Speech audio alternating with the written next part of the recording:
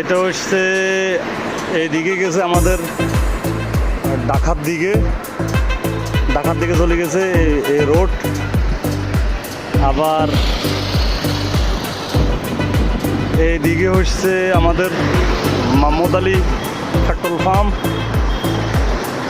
আবার এমনেকে চলে গেছে আবার চট্টগ্রাম আমাদের ফেনী শহর।